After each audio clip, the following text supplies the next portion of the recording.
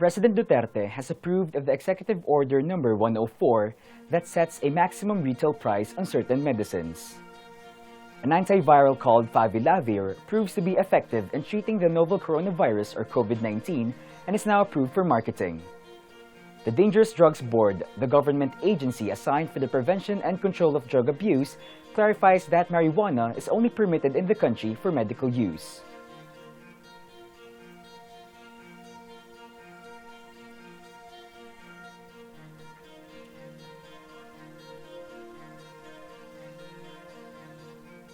Good day, I am Maggie Mendoza.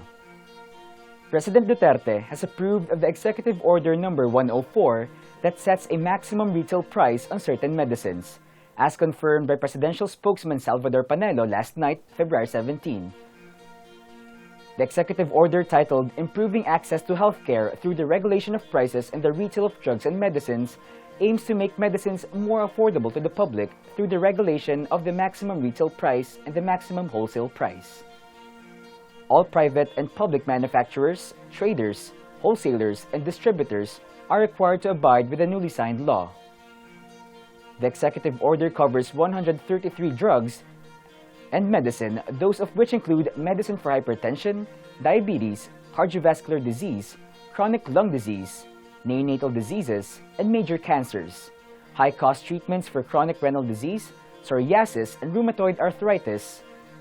The said market price of the said medicines are expected to decrease of an average of 56% upon the implementation of the EO. The Catholic Church eyes a non-traditional way of celebrating Ash Wednesday due to the risk of coronavirus disease. Caloocan Bishop Pablo Virgilio David, the Vice President of the Catholic Bishops' Conference of the Philippines or CBCP, recommends sprinkling the ash onto the foreheads of parishioners to avoid body contact. David also urges parishioners to refrain from filling holy water fonts to prevent the transmission of COVID-19.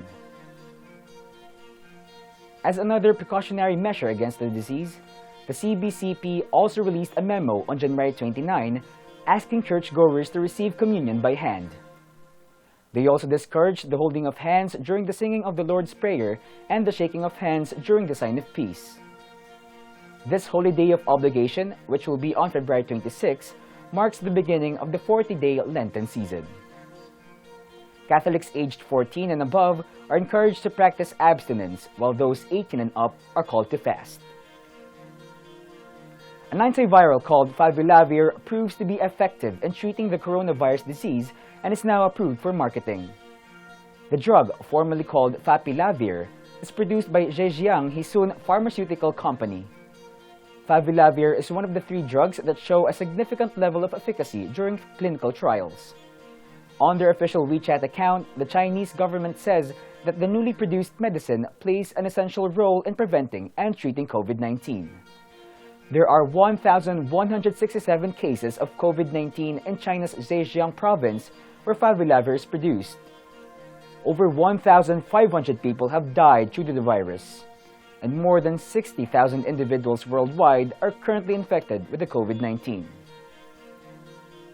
The College of Commerce and Business Administration's Marketing Department recently teamed up with the Philippine Savings Bank for a customer experience and marketing research partnership. The partnership was formally signed in a memorandum of the understanding last Saturday, February 17, at the PS Bank's head office. The said partnership aims to enhance the students' learning through activities regarding marketing principles that are led and supervised by real-world professionals. The signing ceremony was attended by the management's top research students. CCBA Dean Associate Professor Leonardo M. Canoy, PhD, and other marketing and CCBA faculty, along with PS Bank's President Mr. Jose Vicente Alde and other senior executives of the bank.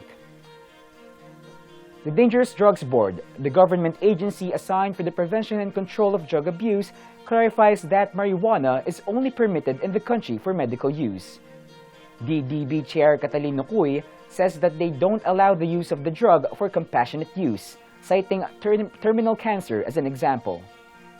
Cuy also points out that a special doctor may issue a yellow prescription for those who are permitted by the DDB and the Philippine Drug Enforcement Agency to use the drug. The DDB, in principle, also approves of using cannabidiol to cure several forms of epilepsy. Around 250,000 Filipino children who are suffering from epileptic seizure disorder may benefit from the medicine.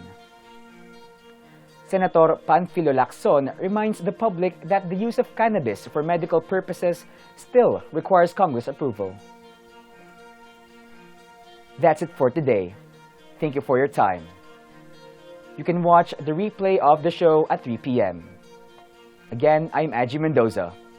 Be critical and be involved. This is Tiger News Daily.